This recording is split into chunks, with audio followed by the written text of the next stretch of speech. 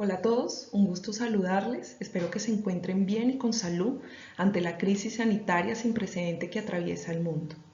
Es un gusto y un placer participar en el segundo Congreso Internacional de Derechos Humanos y Globalización.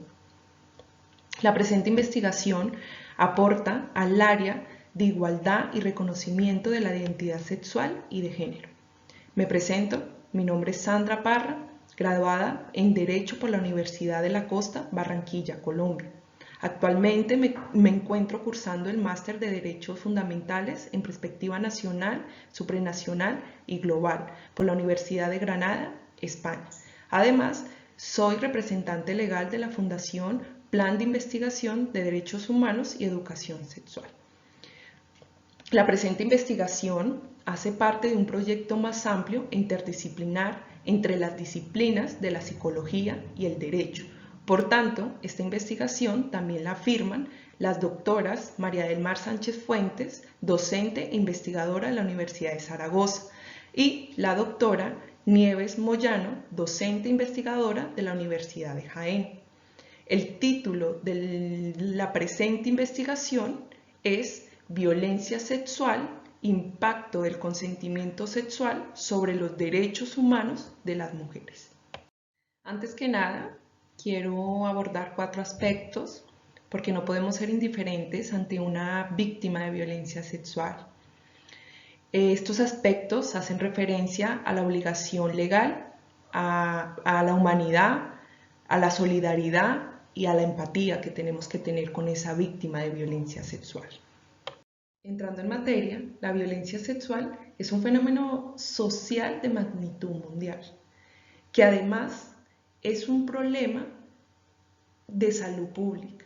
Por tanto, esta agresión supone un elemento central en la vulneración de los derechos humanos, libertades fundamentales y derechos sexuales de las mujeres. La violencia sexual no es una cuestión meramente individual, aunque exista una mujer víctima, sino que también es una problemática social y estructural, pues afecta a todo el colectivo de mujeres al recibir un mensaje negativo debido al género.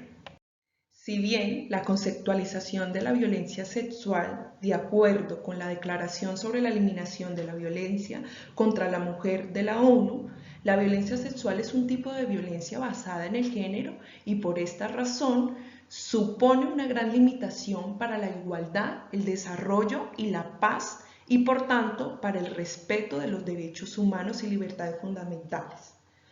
La desigualdad de género es un problema global y la lucha por su erradicación preocupa a nivel internacional. De hecho, lograr la igualdad de género es uno de los objetivos de desarrollo sostenible de la Agenda 2030 de las Naciones Unidas. La definición de la violencia sexual, según la Organización Mundial de la Salud, la violencia sexual se define como todo acto, la tentativa de consumar un acto sexual, los comentarios o insinuaciones sexuales no deseadas, o las acciones para comercializar o utilizar de cualquier otro modo la sexualidad de una persona mediante la coacción por parte de otra persona, independientemente de la relación de esta con la víctima, en cualquier ámbito, incluido el trabajo y el hogar. La coacción puede abarcar el uso de grados variables de fuerza, que pueden variar desde la intimidación psicológica, la extorsión o amenazas. Ejemplo, daño físico, no obtener un trabajo, una calificación. También puede haber violencia sexual si la persona no tiene la capacidad de dar el consentimiento. Por ejemplo, cuando está ebria, bajo los efectos de un estupefaciente, mentalmente incapaz para dar ese consentimiento. Si bien existen numerosos tipos de violencia sexual, como por ejemplo el abuso sexual infantil, la esclavitud sexual, la mutilación genital femenina. No obstante, referirnos a la agresión sexual en materia penal suele diferenciarse entre 4. La primera es el contacto sexual no deseado, que alude a los tocamientos, exposición de los órganos genitales. La segunda, la coerción sexual, se refiere a los actos sexuales realizados por una persona con un rol de superioridad frente a la víctima, es decir, o en el ejemplo, el jefe, el médico, el profesor o alguien que ejerza un rol de superioridad sobre esta persona. En tercer lugar, el intento de violación se refiere a cuando intenta alguna persona introducir el pene y o cualquier objeto entre la cavidad vaginal de la mujer. El último alude a la violación. Este es cuando se introduce el pene o cualquier objeto en la cavidad o cualquier cavidad de la mujer. Lo que tienen en común los diferentes tipos de violencia sexual es que todos ellos se realizaron sin el consentimiento de la víctima. Referirnos a las cifras de violencia sexual, estas son preocupantes y alarmantes. Según la Organización Mundial de la Salud, se estima que un 35% de las mujeres en el mundo ha sufrido violencia sexual y o física por parte de su compañero sentimental o violencia sexual por parte de una persona distinta en algún momento de su vida. Es decir, 1 de cada 3 mujeres ha sufrido un tipo de violencia en su vida. Diversos países indican elevadas prevalencias de mujeres que han sufrido violencia sexual entre los 15 y 49 años por sus parejas. Se estima que a la cabeza los países del continente africano, asimismo como los países de Latinoamérica como Perú, con porcentajes del 58.6, 49.7 y 46.7. Otros países como Japón obtienen bajos niveles de prevalencia con un 6%, asimismo como Finlandia, como Canadá, obtienen cifras del 5.9. Este tipo de violencia se asocia a la sociedad y la cultura que determinan la mayor o menor permisividad hacia distintas formas de violencia hacia la mujer. En los países con una estructura mayormente patriarcal, en los que se mantiene un mayor rol tradicional de género, se produce una mayor cosificación, así como mayor riesgo de violencia. Por tanto, es necesario romper las ideas asociadas a la perpetuación de conductas sexuales hacia la mujer. En cuanto a las mujeres víctimas de la violencia sexual y victimizadas, centrarnos en esto es muy importante. Primero, ¿cuál es la realidad de la violencia sexual contra las mujeres? Si bien con mayor frecuencia la sufren las mujeres frente a los hombres. Se trata de un tipo de violencia basado en el género. Asimismo, tiene que ver con los roles tradicionales de género, es decir, los comportamientos atribuidos históricamente a la mujer y al hombre. Y por último, es frecuente que las mujeres víctimas de violencia sexual experimenten la revictimización, o también conocida como victimización secundaria.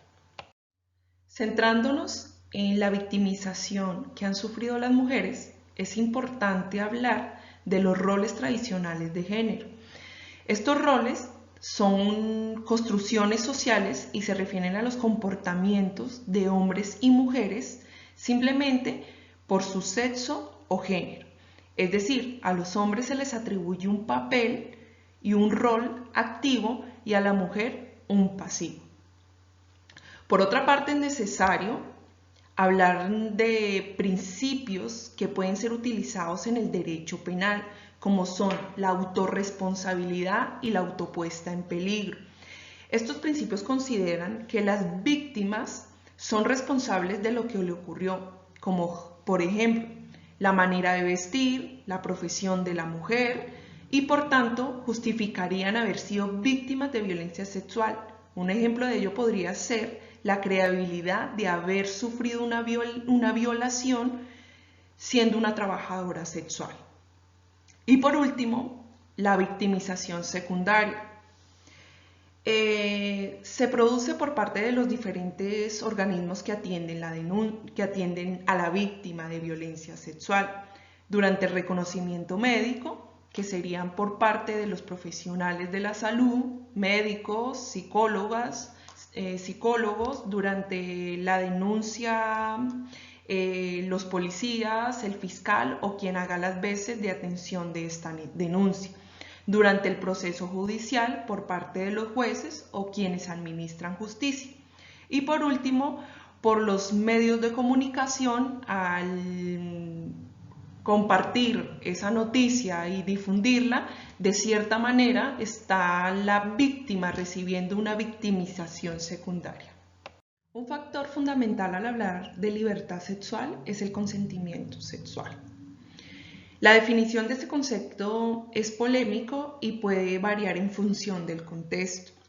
Lo abordaré desde la perspectiva general y materia penal. En primer lugar, en materia general, es definido como la comunicación verbal y no verbal expresada de manera libre ante la voluntad de participar en una actividad sexual.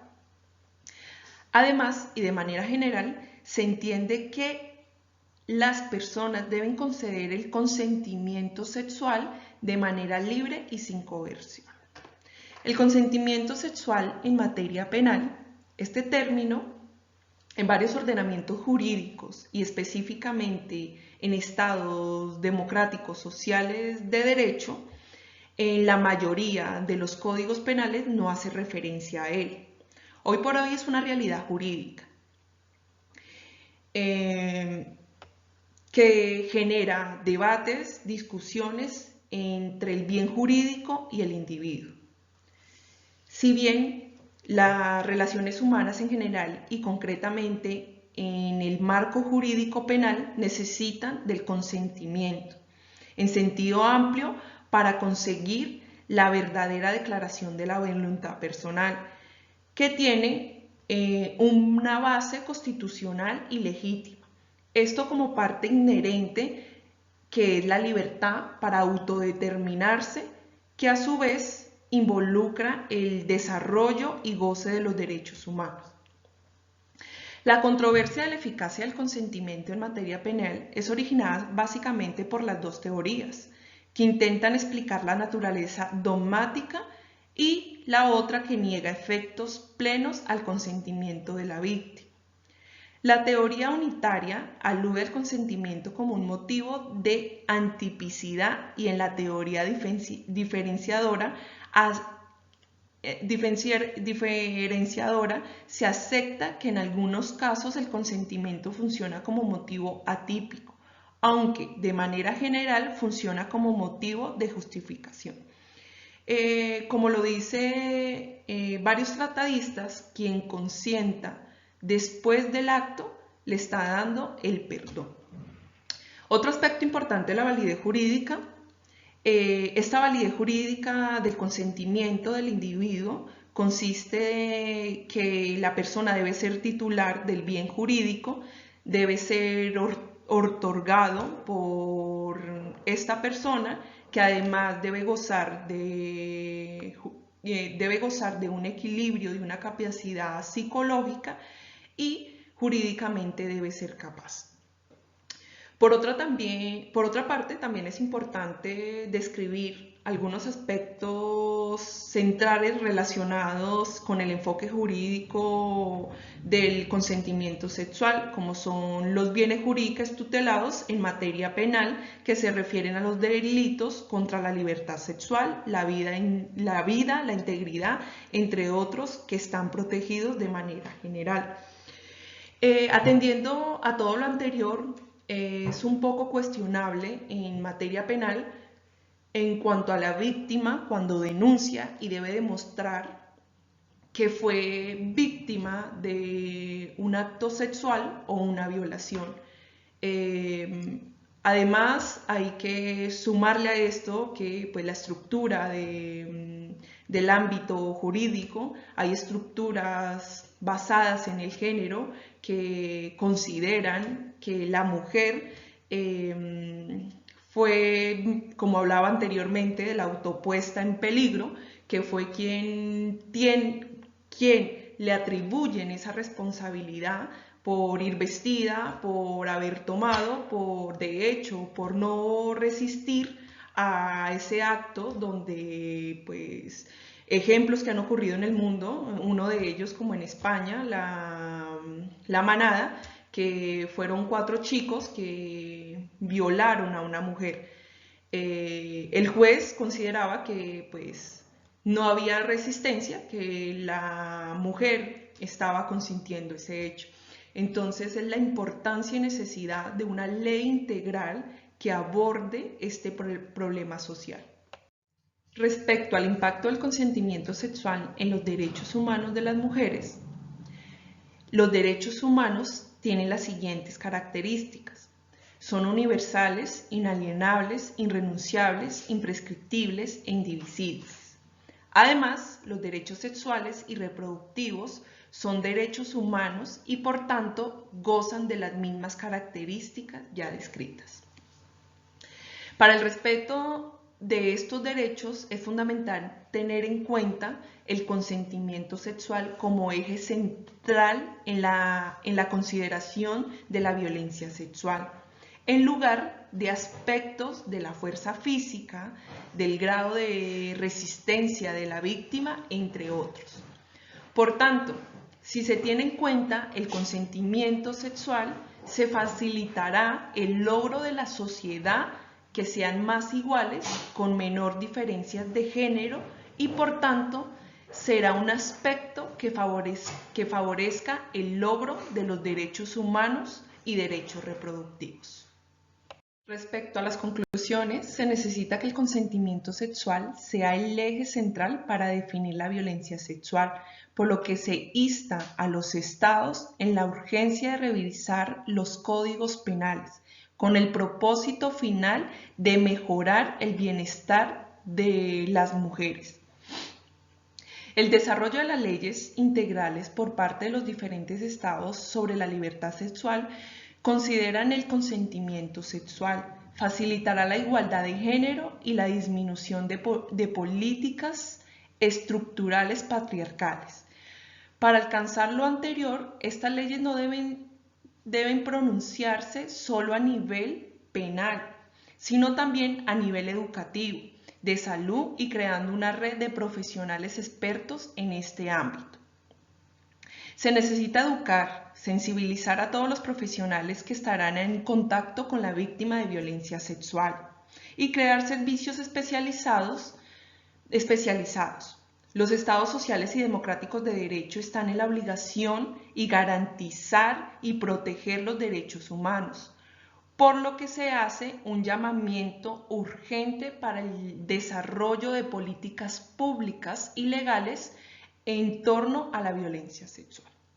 Bueno, llegando al fin de la investigación, me gustaría concluir con algo más y lo traigo a colación de un colega que llegábamos a tener una conversación sobre este tema y él me decía que era legislar sobre algo que ya estaba legislado. Si bien, como se ha mostrado anteriormente, es un problema social de magnitud mundial, es estructural, que no afecta solo a una persona, sino todo un colectivo. Por tanto, es la necesidad de crear leyes específicas para estos problemas sociales. Y por tanto, la necesidad de esa ley que no sea tanto de sancionar, de enjuiciar a la persona, sino de promover y sensibilizar desde la educación al más pequeño y al más grande.